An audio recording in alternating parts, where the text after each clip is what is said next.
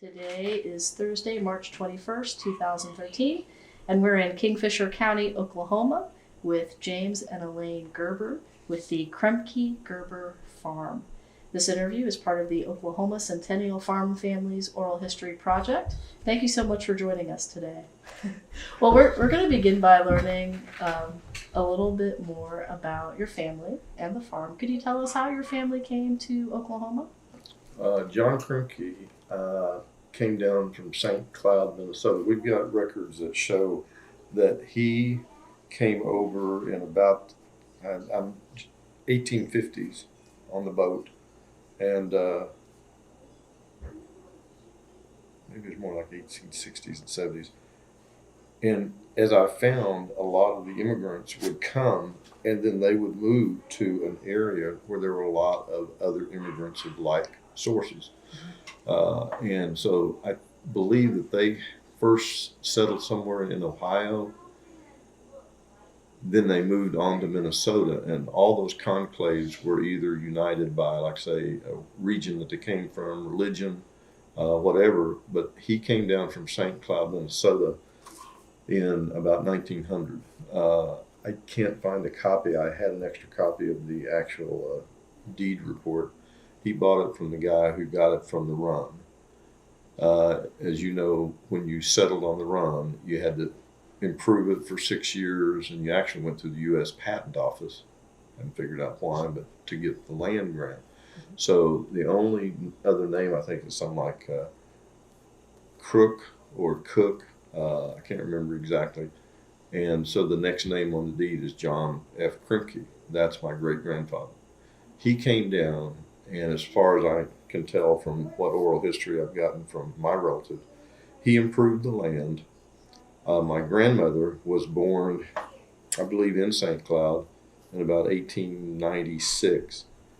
And when she was about 7, which would have been about 1903, after he had already kind of broke some ground, built a dugout. And I'm not sure where the dugout was. Nobody ever knew for sure. But my common sense approach says, I'd only dig one hole.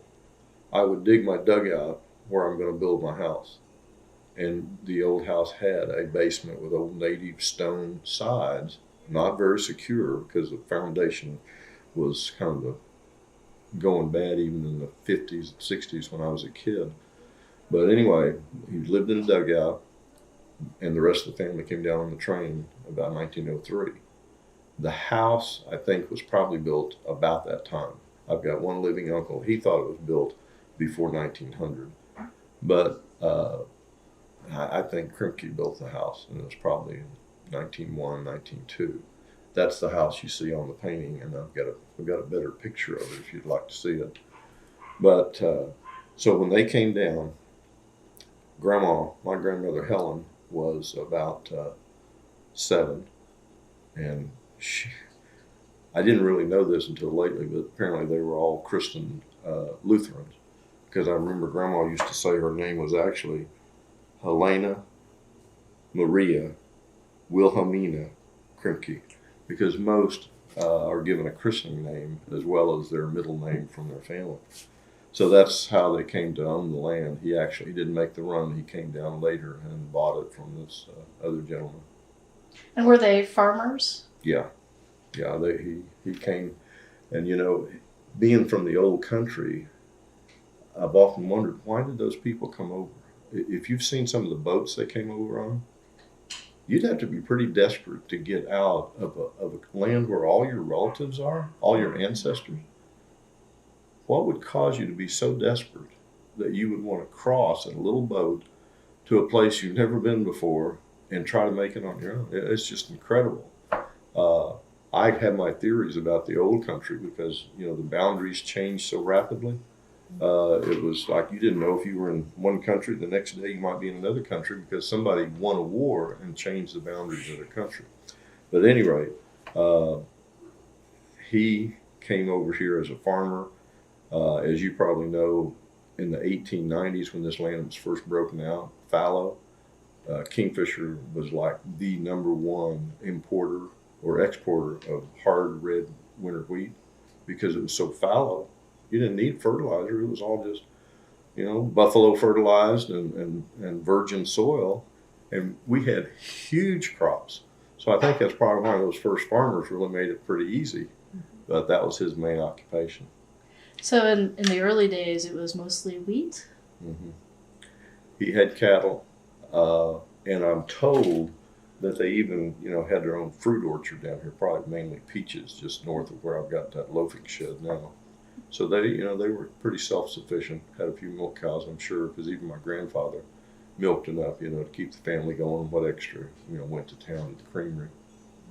Well, in addition to the old home, what are some of the other early structures on the property at the time? Well, you can't see it now, but when I was growing up, there was this big concrete, actually, just off the bumper of your car, where the driveway takes a deep dip. Assume that that's a wall. And that was the back wall of this trench-like structure. And we always thought it was just a trench silo, because that was popular. You throw your silage in there, let it compost, and dig it out when you needed it. Come to find out, that was the basement of the first barn. And I always remember the sides, they didn't go straight up. At the top, they kind of went like that. I recently talked to a lady at church who grew up in the house down here to see if she remembered any of the structure up there. Because I thought, we've been to Europe enough that they have all these exposed beams. And the way the bottom was shaped, it was like, I wonder if he built it like the old European barns. But it was a trench silo. So that was the original basement of the house. Because like most Europeans, I'm told that they lived above and had the animals down below. I don't know that for a fact, but that's kind of the supposition that that was the actual first homestead. And then while they were living there, then they probably built the house that's set where you see the white salt box looking house. The other structures are the windmill. I've often thought, if I was a witcher and I told him to dig here, and you dig for 40 days to go down 55 feet and you don't find water, I'd go find the witcher. And, it wouldn't be too healthy for him. But anyway, they got water. It's a 55-foot windmill. It takes a pretty good breeze to pull water that deep. The jet rod and everything causes weight, and of course, the water. So it takes a pretty good wind to get the windmill to turn. And then the post orchard that we've seen, out there, you can find one place where they harvested one or two posts, but the rest of it, nobody ever harvested because fence posts became cheap enough that it's a lot of work cutting those boat arcs. And they last a long time too, don't they? I mean, once they're in the ground. Untreated, they last 30 years. Treated, they last longer than that. But yeah, a boat arc post lasts 30 years just untreated. Can't beat that. Good. Were they primarily farmers, or did they have jobs outside of the farm? The people, the first family, Kremke's, that was my great-grandfather and his children, which were my grandmother and great-uncle and aunts. As far as I know, they just mainly had jobs here, keeping the place going. Mm-hmm. When they would take their product to market, would they go to Dover or Kingfisher, or do you know? I'm told it was usually Kingfisher. Kingfisher probably had a creamery. It's kind of interesting. Dover was actually as thriving as Kingfisher early.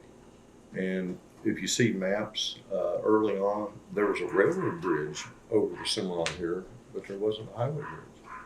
The actual highway went across what we call the Loyal Road, and so people would come from Kingfisher.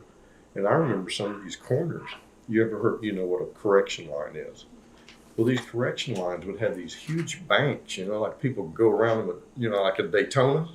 And I often wonder, what is the deal? Well, that used to be a main road, because you would make these correction lines and then get back on the main highway to get over the Cimarron Bridge out here and go to Dover to shop. But the creamery was mainly at Kingfisher. And they'd, of course, have to haul it in by horse and wagon, which took, all day. And how many children did Kremke have? I was thinking about that. I think there were 5 girls and 1 boy. And so from that point, take us through how it came to be in your hands. Okay.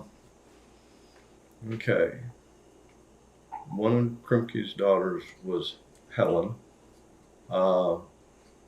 Again, I got a feeling that John Kremke did well, because by 1917,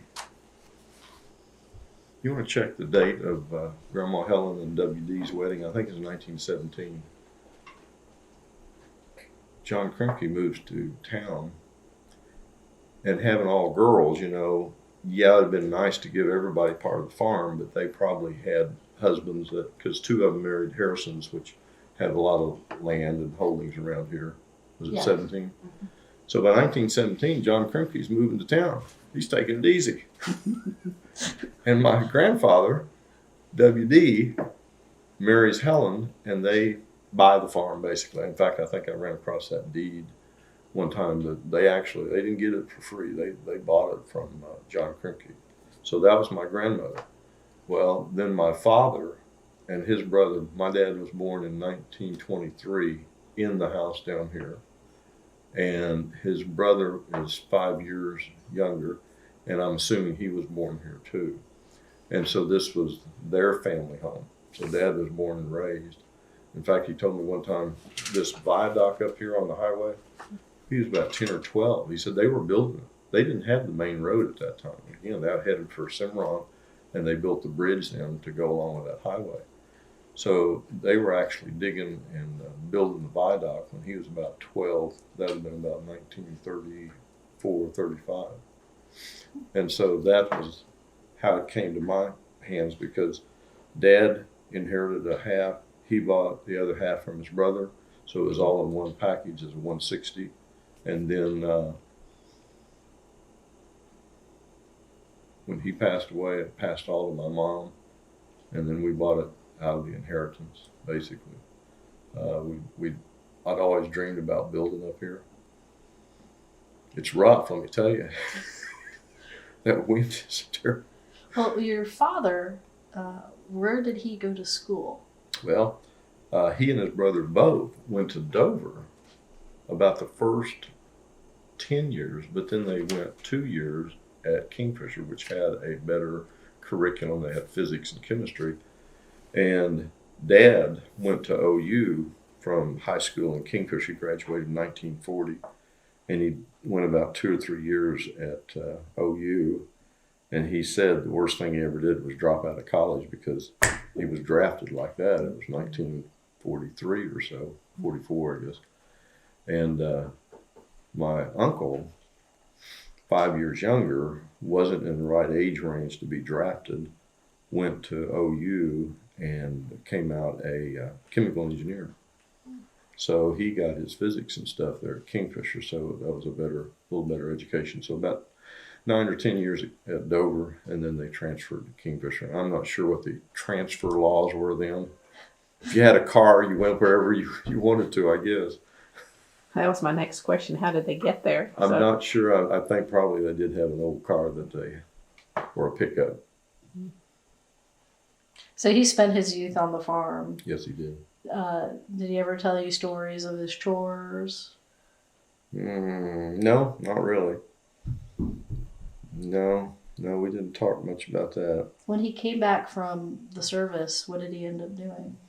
Well, he bought a small farm. He was married at that time. He married right before he went overseas in 44, September of 44. He got over, and I didn't really appreciate this until just lately, that he got over in the European theater about a month before the Battle of the Bulge. And the Battle of the Bulge pitted apparently more soldiers in one concentrated area than any of the other battles. And so he was green when he went to the Battle of the Bulge. And then VE Day came in May of 45. So he was only in a short time, but he was subjected to apparently battlefield trauma. He did tell me a story that he was basically found. It sounds like he was caught in a mortar barrage. And now with all the guys coming back, girls too, from Afghanistan, and Iraq with concussion injuries, traumatic brain injuries, we understand a lot more what my dad went through. But anyway, he was a radio man. He had to hang wire for communication. So he's perfect sniper bait, which would make a guy a little nervous. And then he was caught in a mortar barrage, and they found him wandering behind the lines. The 101 picked him up. He was with the 85th Infantry, and they got him hooked back up with the 85th, and came home, already married. I found the deed too, where they bought a little place. In fact, if you take a line and draw it 3 miles from this corner up here, and then duck to the right, that's where he bought the farm, about 27 acres, right in the bend of Turkey Creek, outside of Dover. So he farmed. He helped his dad farm. Because he was a veteran, he took all the classes, you know, the extra conservation and agriculture and everything that they offered. But then there was also an opening for a civil service job as a postmaster at Dover. And so he was commissioned. He was commissioned as postmaster on my birthday, June 10th, 49. And so that was his main source of income. But we still farmed a little bit, still farmed over here, rented ground, did the usual stuff. How did the crops change over here once your grandfather and your father started working the land? You know, that I don't have much knowledge of. I know knowing and supposing from what Dad's habits was, it was mainly hard red winter wheat. We didn't really have enough cattle that we would raise cattle feed. You know, they had native pasture that would carry them most winters. We would put up hay, you know, buy hay. We just didn't have the equipment to put up our own hay. So did you grow up in town or? A little 27-acre farm outside of Dover. And so when you would have family gatherings, a holiday celebration, where would you go? Usually Grandma Helen's. Grandma Helen lived here until 1951, 51 or 52, because my dad and my mom were living at Dover. He was helping Grandpa Walter Delbert Gerber farm this, and he became ill with what turned out to be probably acute myelogenous leukemia. And he lived for a year or so and died. And then the plan, I think, had been for my uncle to come back and you take over the farm. But being a chemical engineer didn't really, you don't need that to be a farmer. And there were much more lucrative places. So he went to Galveston, to Union Carbide. Grandmother didn't sell the land, but she sold all the equipment. Because I, as a kid, I can remember all the people, you know, standing around looking at my equipment. I didn't really understand.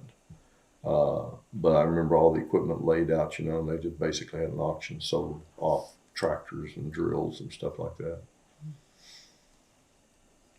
So as a little boy, you would spend some time up here on the farm. So what were some of your favorite things to do? Oh, well, I was so young when he passed away and grandmother moved to town in 51 or 52. That's really about the only memory I have there. Then we would go visit her in town for holidays and stuff. Okay. I am told, though, that my grandfather Kremke, for Christmas, would play the accordion. I guess all Germans play the accordion. And my grandmother and 3 other sisters would vocalize, and one other sister, Anna, I think, played the piano. And so they made their own music for celebrations for Christmas and stuff. And where are they buried? They're all virtually buried in Kingfisher Cemetery. Let's see, John and Augusta Kremke, Helen and W.D., and my mother and father. Some of her sisters, one of them went to Illinois, and she's buried up there. I think the other, three are buried here, and her brother. That would have been my great uncle, young John Kremke. Well, this is a very unique location. Could you describe some of the features of where we are right now?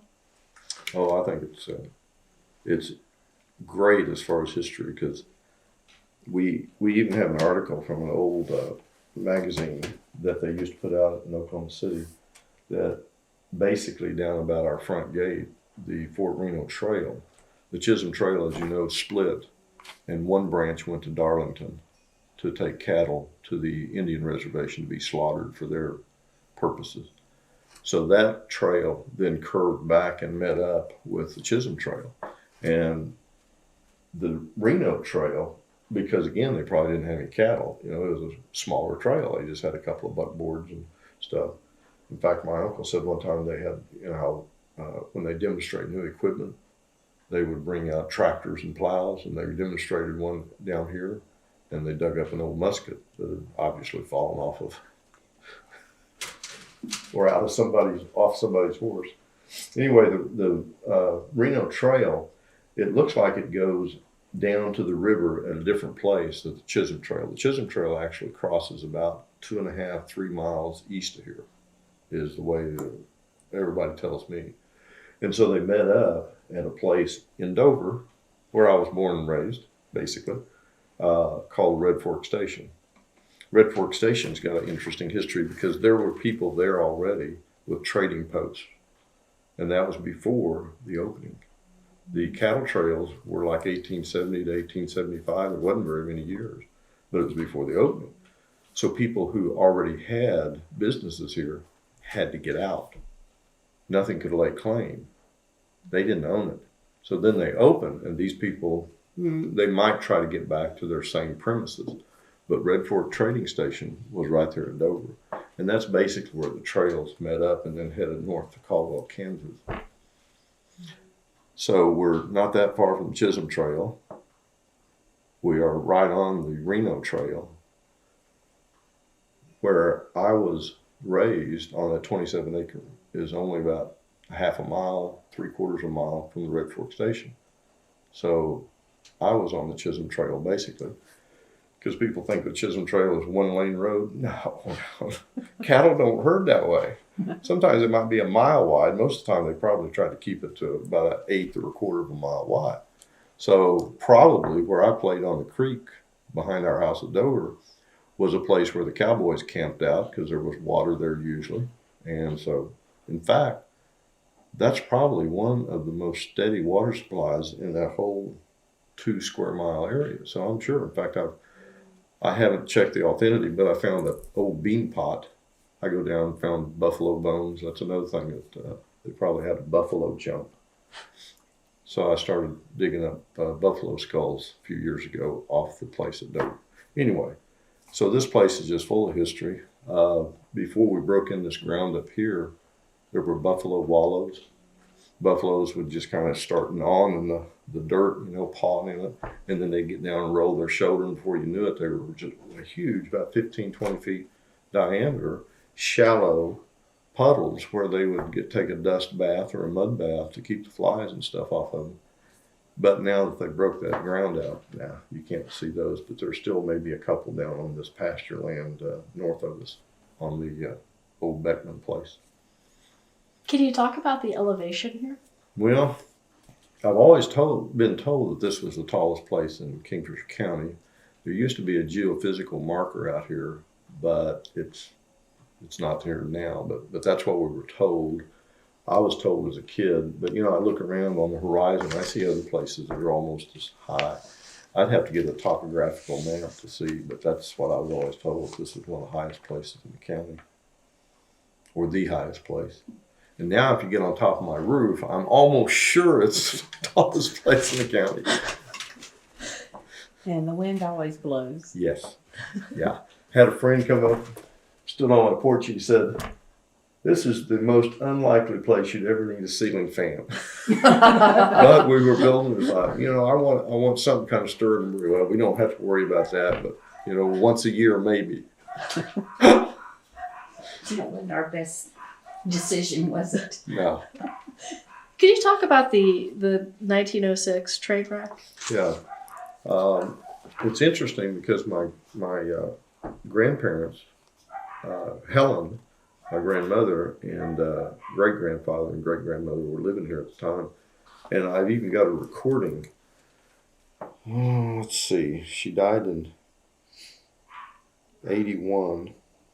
And I think I recorded this in about 79, 78. I had it on a cassette. And I know that they can go bad. So I finally got it transferred to a CD. And it's her. Yeah, I had to bait her, and she's not going to just come out and tell this story. So I had to bait her with a lot of these questions and stuff. But the end result is apparently it happened 8 o'clock, 8:30 in the morning on September 18th of 1906. And it had been raining a lot. And she even says on the tape that her sister Amelia saw the train. She was probably just kind of staring out the window and saw the train go in. I'm sure there were a lot of trees because remember the highway bridge wasn't there, only the railroad bridge. So there was no right-of-ways and stuff that were kept clean. So I'm sure there were trees on both sides. And she said she saw the train go into the trees or go in and never come out. And so that's when she told her, according to my grandmother's story, told her dad, which was John Kremke, and took him and young John and went down there to kind of start investigating them. I don't have any first-person reports. I don't have anything else of what he saw when he got down there. But because they were here, they saw that. She did say that that was, I can't remember what day of the week that was. I think it was a Friday. But the following Sunday, after church, everybody is out here rubbernecking. Trying to figure out what happened and looking at their butt boards and Surrey. She said the place was just congested with all the people coming out after church the Sunday after the wreck. And the train still comes through, doesn't it? Yeah. Or comes near the property. Yeah, what's interesting, in fact, I think that's kind of cool because I know 100 years ago my great-grandfather was listening to the trains go by, and now here I am hearing the trains.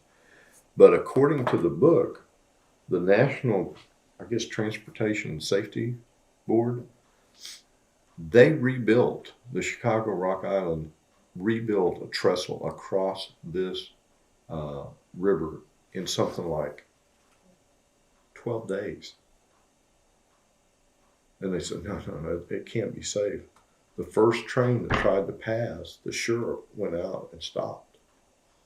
You're not going to cross the trestle because we don't know if it's safe.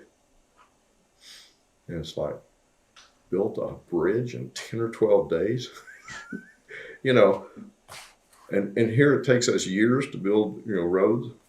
Anyway, apparently this accident and the way they tried to rebuild it fast had something to do with the national movement to make sure that highways and bridges were safe. At least that's what kind of the book says. That it stimulated Congress and everybody involved to say, hey, we got to have somebody to inspect these, got to make sure that the passengers are safe. So I thought that's pretty interesting. Any stories of hobos or coming through or? No. Mm-hmm. No one from the farm hopping on the train and going into No. town and back. No. It kind of interesting to me that how the other side of my family got down here, WD, because they were in Missouri. They were around the Mansfield, Branson area. His family, that would have been my great-grandfather Gerber, was Sam Gerber, and they were over in Missouri in about 1903. I think they're listed on the 1900 census over there. And everybody except my grandfather and his brother, Sam Gerber, went to Canada to homestead in about 1910. I figure my great-grandfather was like 55 years old. We went to Saskatchewan, and I've got a friend that's from Canada, and he says, oh man, he said, that's one rough province. So at 55, my great-grandfather was going up to Canada to break out sod. It's like, guy, couldn't you kind of semi-retire about that? Anyway, WD and Sam came this way. And I don't know if they thought that there was, because of the run and everything, all business was booming, but they were actually mule skinners is what they call them. They were horse trainers. And I learned later that my great uncle Sam, he preferred mules. He preferred working with mules. And my grandfather preferred working with horses. And so that's how they even got down here. And then I don't know exactly how he and Grandma met, but I'm sure he probably was looking to settle down. Church, maybe. Since it was important. Any ideas of how the family weathered the 1930s? Again, John Kremke had moved to town in 17, and by 1927 and 1929, both he and his wife had died in Kingfisher. So that means W.D. and Helen and my dad. And I remember him telling me about about building the road down there in the 30s.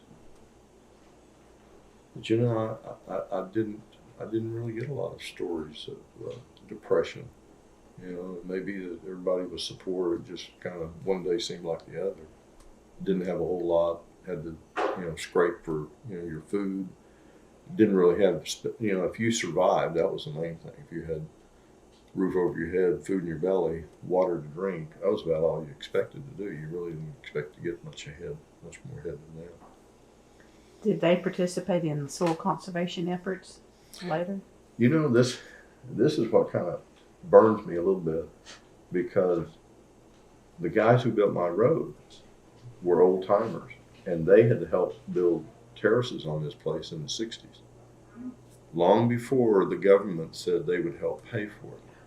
Okay, I can remember standing in ravines down here that were over my head because of the erosion. You can see I'm on a 30% grade here. And when you run cattle, you compact the soil. They have their own little path that they take every day, and that washes even worse. So they took money out of their pocket, and Grandpa got a lease of oil on this land. He made a lot of improvement, an indoor bathroom in their house and all that. And I imagine he used some of that money to build some of the terraces. But it was like, that was common sense farming.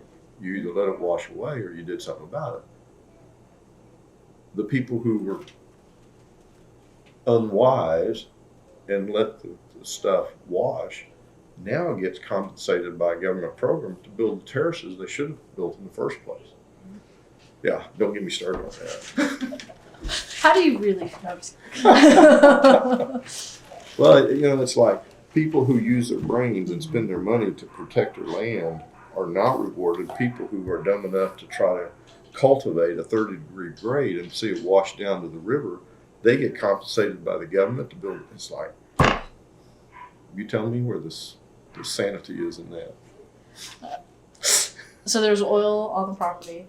There's small stripper wells. And so approximately what year did they start digging? Any idea? That's a good question. I think, he leased the land before he died, so that was in about 51 or 52. He made improvements to the house. That would probably been the late 40s. So they leased it, but I'm not sure they ever drilled on it for several years, because I can almost remember the two wells, and when they came into production, there were never barn burners. So that was probably early 50s, mid 50s. But enough for them to notice a difference in their income and situation? No? I don't think so, because we didn't see much difference. There's a cell tower? Yes. Is that also on your property? Yes. How did that came to be? Well, when the cell technology started, they came to my dad. That was put up probably, he passed away in 96. It was probably 70s when cells first started coming out. And the guy approached him, and I happened to be over at the house, and I said, well, that's the tallest place in the county. That'd be a great place for a cell tower. And so they rented it, and then they continue to rent it. They put more services on it, and so that's probably going to be a permanent source of finances to pay the taxes on this place into perpetuity. We may not make any money, but we'll be able to keep it in the family because it pays the taxes. And you get a good signal. Yes. Well, I can't really, not all the time. We're supposed to, right? You would think, but that's not the way it works sometimes. Well, tell me about some of the improvements y'all have made to the land since it's been in your hands. Probably haven't been much except keeping the renters. Well, tell me how you decided to live here on the land. Well, mainly because of the location, the view, it's family land. It's, I believe that that's what makes Midwest different. Is we have anchors. We have relatives. My family's buried in Kingfisher. My wife's family is buried in OOHRP. I mean, we have anchors to this area, and it keeps you stable. It's a place to come home to, and it's just something. Mainly because of I think part of it was family values. The other was a view. We weren't that far from Dover when we built this house. My mom was still alive at the place in Dover. So I would run over there and do some things, and it was just real handy to be here and there. So it was kind of a combination of factors. Outside of the new house, what are the other structures that are still on the property? We have the barn. I told you about the original barn. The one that's still standing was built in 1947. Again, it may have been some of this lease money that helped him kind of build the new barn. Again, he liked horses. There was a loafing shed that blew down actually about the time we were building up here. It was huge. It was probably 18 feet wide by something like 36 feet long, gabled roof, and it was a neat structure because we used to work cattle out of there, and it blew down. So I had to replace it with this loafing shed that's brand new. The chicken house is old. The chicken house, when I went to try to redo it, inside you could tell that the walls, the stem walls, were out away from the slab floor. It was almost like when they poured the stem walls that the forms gave way and you had this big old gap. Well, I'm enough history now. I don't want to tear things down. I want to try to rebuild them. And so I bumped that stem wall with my tractor one day and it gave, and I thought, that's fixable. So I wedged it over and put big old buttresses or pylons there to hold the stem wall. And then when I get back and look at it, I've actually overcorrected. So it's not exactly level like it was. It yawed one way and now it yaws the other way. So when they built it, I think the forms gave and they just left it that way, because I could see on the inside they kind of put a little fudge factor in there to make the stud wall go straight up. Anyway, it probably wasn't a 1900 structure, but it was probably built fairly early. And like I say, the house was bulldozed down because it got in the old repair and kids were coming out here and partying, and the sheriff warned my dad that if somebody got hurt, it would be on his shoulders, so he just had it bulldozed and burned. How many ponds are on the property? Well, only 2, but it's kind of interesting. I think part of it is we haven't run cattle up here to compact the soil, and so after all your winter freezes and thaws, the water just soaks in much better. So we haven't had water in the ponds for probably 2 or 3 years. They've been dry, and of course the drought didn't help, but they were actually dry before the drought. So what's going on the land today? Wheat, and they haven't run cattle. We've offered, to kind of fix up the fences, electric fence and stuff like that, but the farmer who is renting it is just not interested in having cattle that far away. He's got enough irons in the fire that he didn't want to run cattle, but it's just wheat right now. Wheat and gardening. And is it still 160 or has it expanded over time? 160. Okay. Original boundaries. Is the garden in the original place? Nope. No. Nope. This is a new place. Not a good place so far either. I still can't get tomatoes to grow up here. But I have a soil test this year, so I'm going to have tomatoes. Any idea on bookkeeping during the early days? No.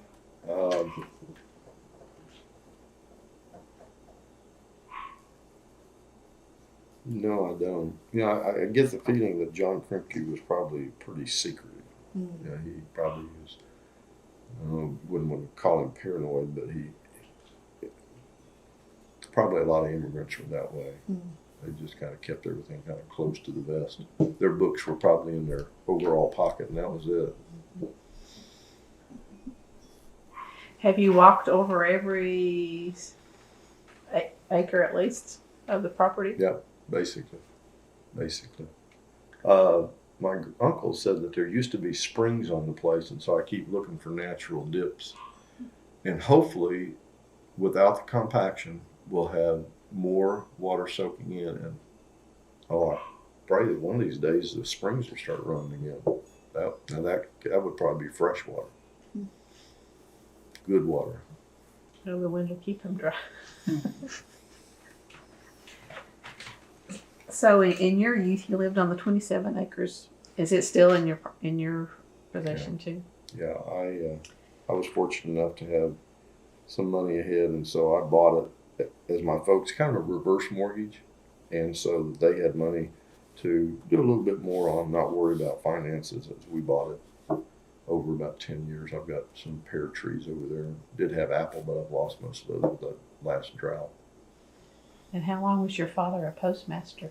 From 49 until, this is one of those things I couldn't understand. Dad, why would you take a promotion and go to the rural route?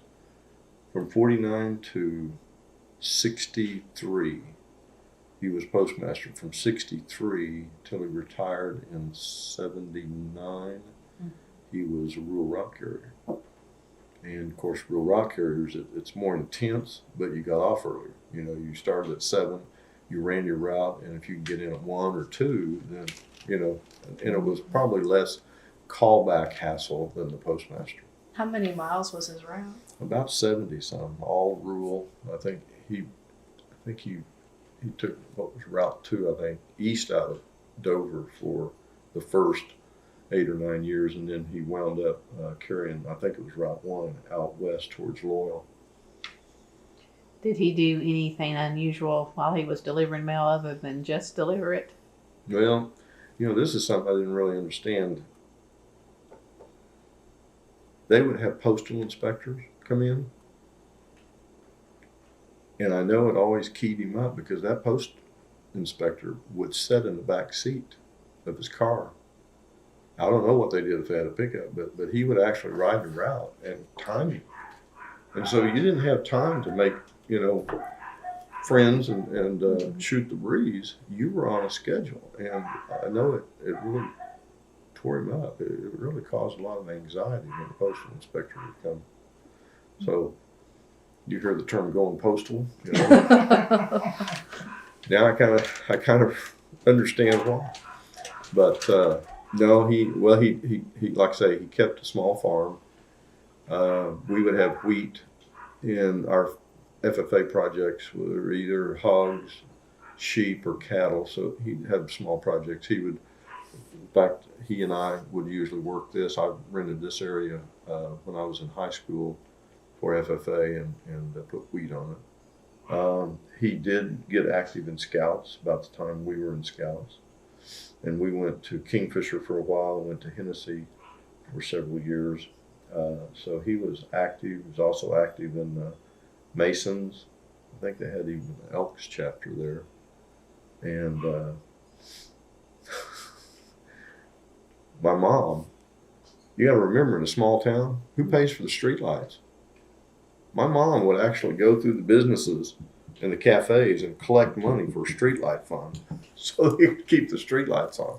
So, they were both active outside their work. Mom was a clerk at the post office. So when Dad needed off, all he had to do was call his wife and say, I need you to come up here for 2 hours from work while I go over to the farm and chase cattle or whatever.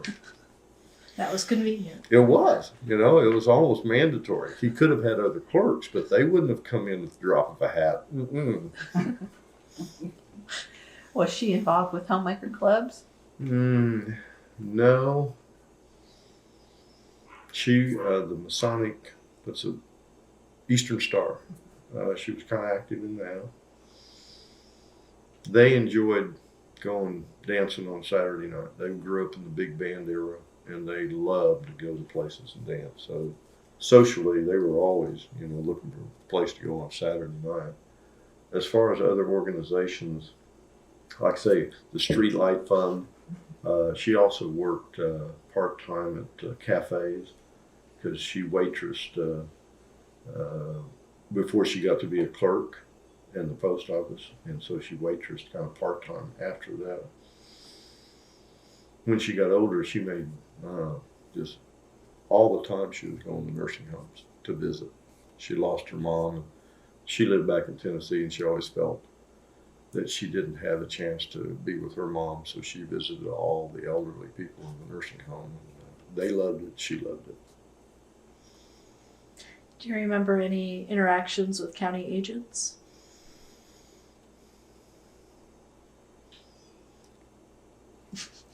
No, not really. What Unless was that about? unless you call the game ranger an agent. No. I know that Dad probably availed himself of all those courses when he came back from war. But again, by the time he was in the post office, we were in FFA. We had our FFA instructors, so we probably didn't have much. And like I say, they'd already built the terraces. There wasn't a need for that, so I'm not aware of a lot of exposure to them. Game rangers, yes, but not other agents. Why would the game rangers come around? Oh, they just had this nose for trouble. I'll never forget. We were headed out to Loyal. I mean, one of the 2 times that my dad and my brother and I got to go hunting at all, and we were headed to Loyal, and we happened to pass a game ranger. We didn't have guns showing or anything. And there's a place that we used to own northeast of Loyal, way out there. And before we could pull into that place to go hunting, he pulled in right behind us. How did he know? And doesn't he have something else better to do? I mean, we were all hunting on family land. There was no problem with it, but like. Where did you and your brother go to school? We went to Dover. Denver. I graduated there. And then what did you do after you graduated? Went to OSU and was in general ag for. I'd have probably graduated general ag. I didn't have any guidance, as what to do. My brother, 3 years older than me, saved money to go to college. So all I knew was work in the summer, save money to go to college. What are you going to do? I don't have any idea. They said, well, take some general courses, get your English and stuff out of the way. And I was just thinking about this last night. One of my acquaintances over there, either a guy from El Reno or Karchi, he said one time, you ever get into physiology? I don't know why he even said that. But I was good at my courses. I can't remember exactly, but I had like a 3.86 or something.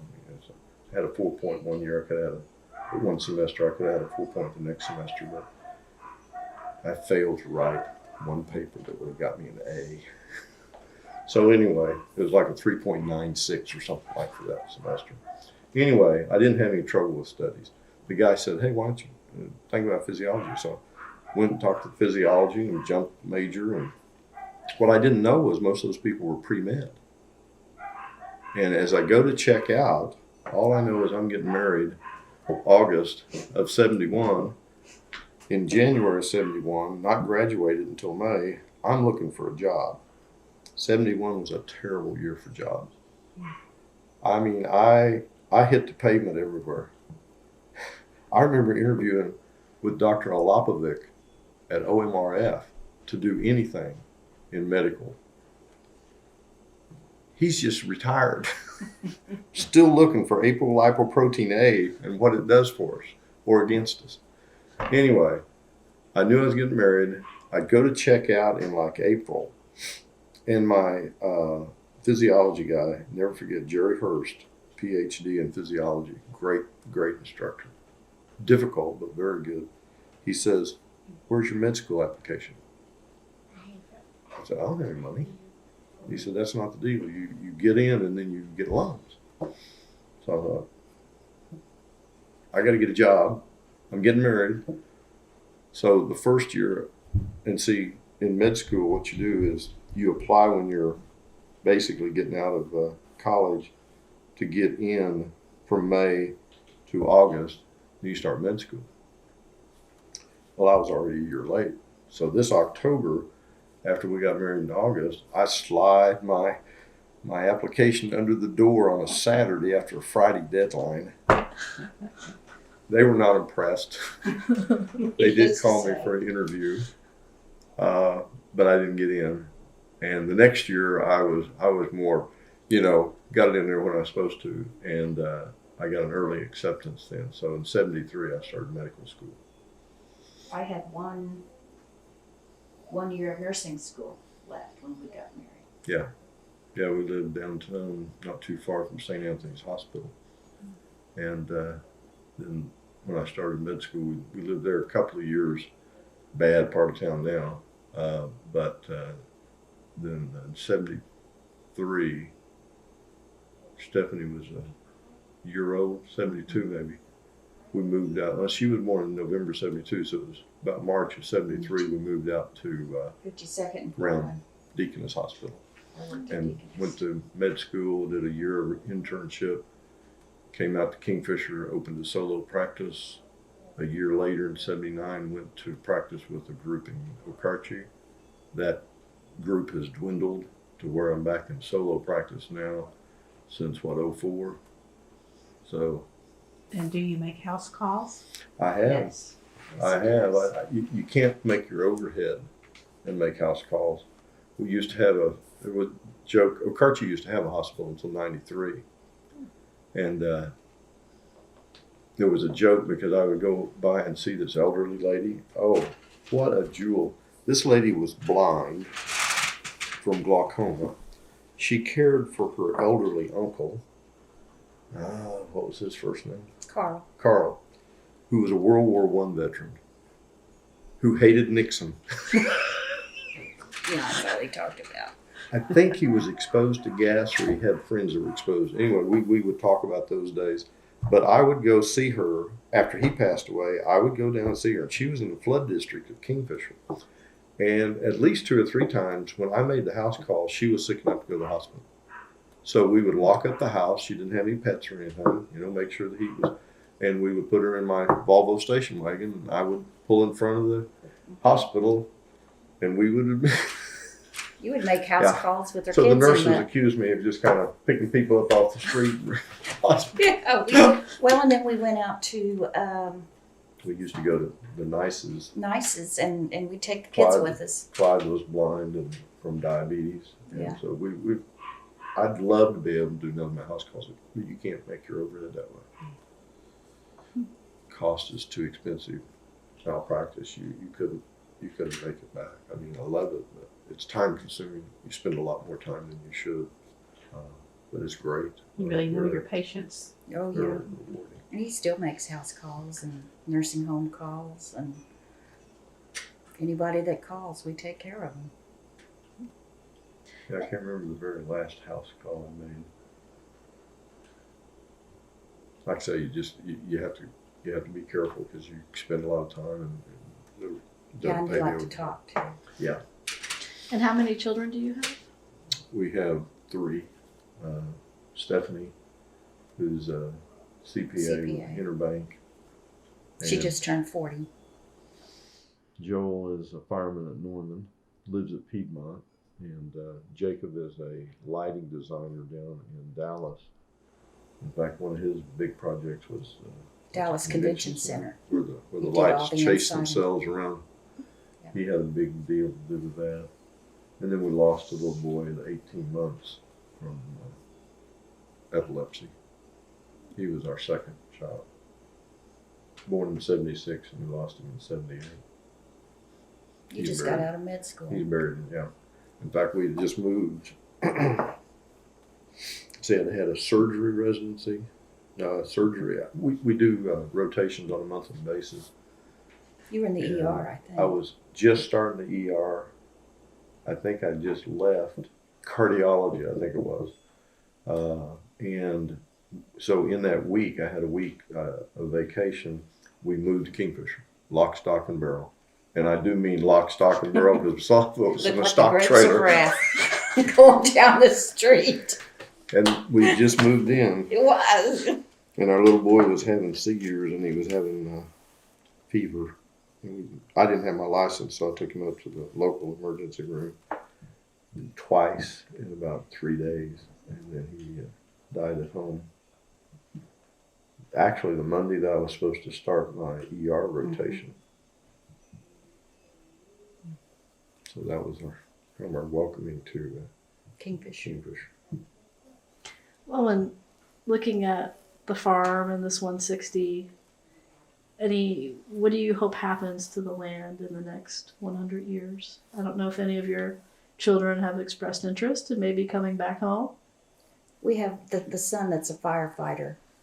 He loves the land and hunting and fishing and that type of stuff. And when he has days off and he brings out the girls, this is his 2 daughters here. And I have high hopes that he will be able to come and stay here, live here after we're gone, and keep it in the Gerber family. Mm-hmm. Yeah, that'd be our hopes, but like I say, who knows? Jacob we're won't not come going to be back. here, so. It's for them to figure out. Yeah, exactly. As We, long as we have the mortgage paid before we go. And the cell tower's here to pay the taxes. That's Yeah, exactly exactly. right. We actually built this house with a lot of handicap stuff because at that point our kids are still having kids, and we didn't know what they may have a challenged child, and they may need the facilities. When we built this, all of our parents were still. That was one. My dad was gone, but the other 3, and so we built it. We've got a shower that you can roll a wheelchair into, and This is our retirement home. Tub that we could make get a lift and get people in and out of the tub if we needed to. So we kind of built it with those things in mind, and hopefully one of the kids would feel anchored to the land enough they want to come back. Mm-hmm. They certainly enjoy 4-wheeler and things like that. When it comes to work, that's different. Well, is there anything else you'd like to add that we haven't spoken about today, haven't touched upon?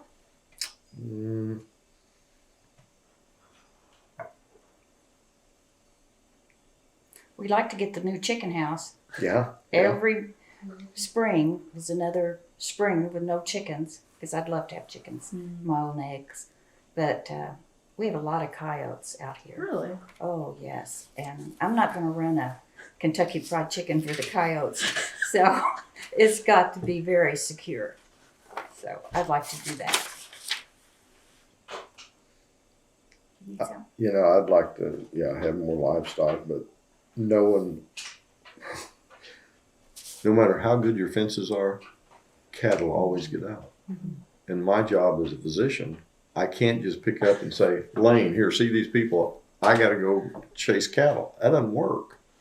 So until I have a few more hours off, I don't see us running the livestock. These horses down here are actually some friends, and they pay a little rent to keep their horses here. But, I'd like to be more active, have a better garden for sure. Maybe in retirement? Yes, in our retirement years, we can have chickens. And like I say, as far as little things that have gone through my head, I'd love to have foreign visitors over here because I think, a lot of them, especially Germans, seem to be interested in the Oklahoma history especially. And, we got bedrooms downstairs. Sooner or later, if we had horses or something, that would really make an impact. But just sightseeing, you know, seeing the Chisholm Trail, the Chisholm Trail Museum in Kingfisher. I'm biased, of course, because I think so much of the history of this area, but I think maybe, and you know, this is where Oklahoma's kind of missed the boat. Everybody's got sightseeing this, sightseeing that. Cripple Creek, Colorado, if you've been up there, they got buses, and they tell the history right on the bus, you know. It just keeps you enthralled about it. You know, we could do the same thing, but, you know, we have casinos. Well, Anyway, I would you like can drive buses by I the would like casinos. to be a part of that. Maybe you know, the tourism trade. I think that's something that we need to push Sure. statewide. Well, we definitely appreciate your time today and giving us a little glimpse into your farm here. I hope I didn't bore you.